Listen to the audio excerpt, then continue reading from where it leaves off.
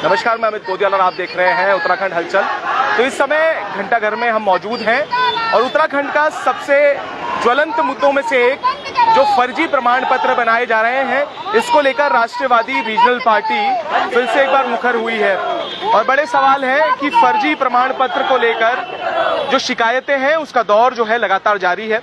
डोईवाला में कई FIR हो चुकी है, कई मुकदमे दर्ज हो चुके हैं, उसको लेकर भी बड़े सवाल हैं। और कई लोग जो हैं फर्जी पाए गए हैं, चाहे DLED के हों, चाहे नीट एग्जाम में हो, चाहे और कई परीक्षाओं में हो।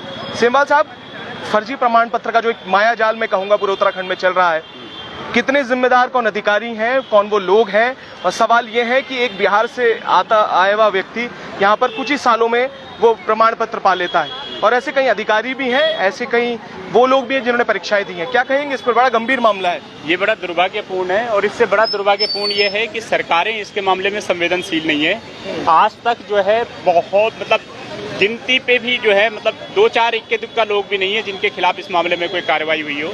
ना तो फर्जी निवास प्रमाण पत्र बनाने वाले लोगों के खिलाफ कोई कार्रवाई हो रही है, और ना ही जो लोग उनके फर्जी अस्थायी निवास प्रमाण पत्र बना रहे हैं, चाहे वो कोई SDM हो, चाहे कोई तहसीलदार हो, चाहे पटवारी हो, कोई कार्रवाई आज तक नहीं हुई है। ये अपने आप में बड़ा दुर्भाग्यपूर्ण है। आज हम यहाँ पर ये प्रदर्शन कर रहे हैं स्वर्गीय इंद्रमणि बडोनी जी के स्मारक पे, और माननीय मुख्यमंत्री जी के नाम अभी हमने नायब तहसीलदार साहब के माध्यम से जो है एक ज्ञापन प्रेषित किया है।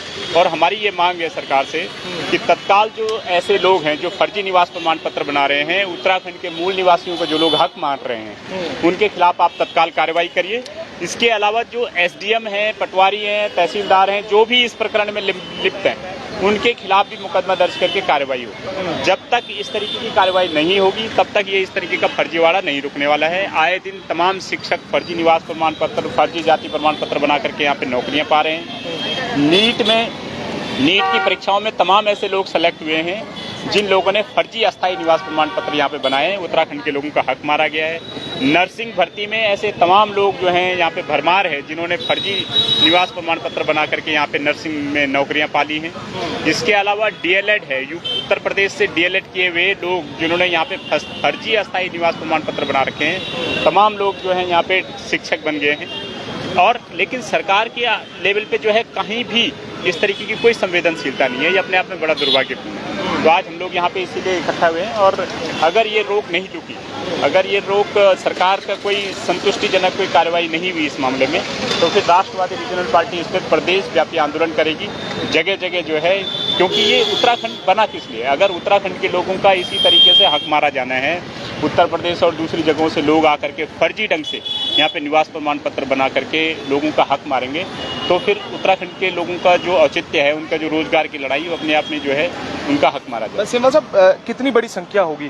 क्योंकि अभी देखा गया है कि हमने अधिकारियों से भी इस पर जानने की कोशिश की, उनका कहना है कि इसमें चेक ऑन करना बड़ा मुश्किल है, कि जो डॉक्यूमेंट लेके आता है और जो ये पेश करता है कि हम यहाँ पर है, ये बड़ा, मैं इसलिए कह रहा हूँ कि अधिकारियों की बयान है, ये केवल बहानेबाजी है, केवल बहानेबाजी। आप ये बताइए कि यूपी में जो व्यक्ति DLED करता है, यूपी में एक नियम है कि साहब यूपी में DLED वही करेगा जो वहाँ का अस्थायी निवासी होगा, और उत्तराखंड में ये नियम है कि यहाँ पे डायरेक्ट DLED उसी का मान्य होगा जो यहाँ का निवासी होगा, अस्थायी निवासी जो यहाँ का होगा।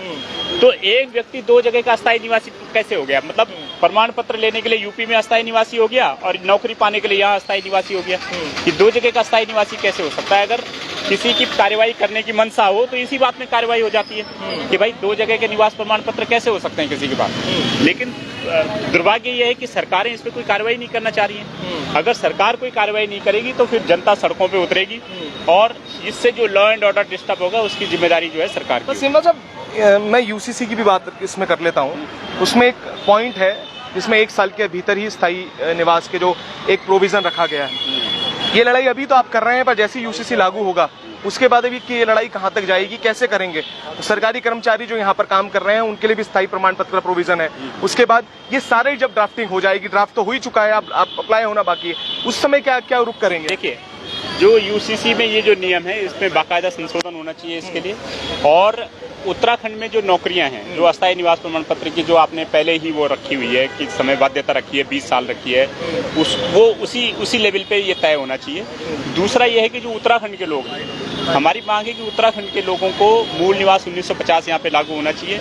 अब ये चाहे सरकार की मर्जी है। आप फिर से मूल निवास में आ गए, या शेड्यूल ट्राइब जो आपने वो फिफ्थ शेड्यूल की बात कर रहे हैं, ये बड़ा समस्या है कि यहाँ पर अब 1950 की बात करते हैं फिर फिफ्थ शेड्यूल की बात करेंगे। मेरी बात सुनो, ये दरअसल यही समझने में कंफ्यूजन है कि जनरल कैटेगरी को मूल निवास 1950 नहीं मिलता।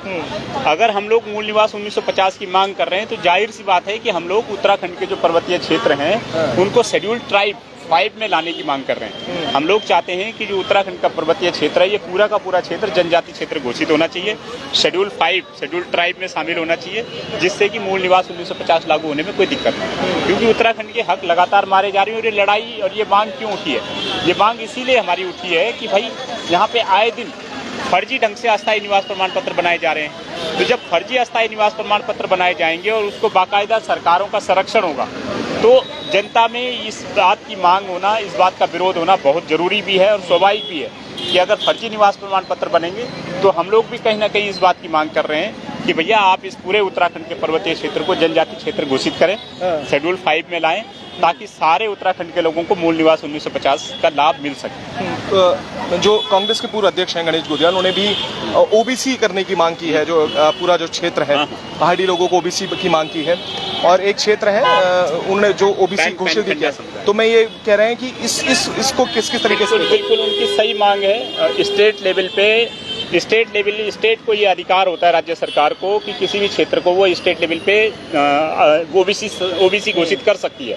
तो जो गणेश गोदियाल जी की मांग है कि पूरे उत्तराखंड के पर्वतीय क्षेत्र को, बल्कि पूरे उत्तराखंड को ओबीसी घोषित किया जाए, उनकी मांग सही है।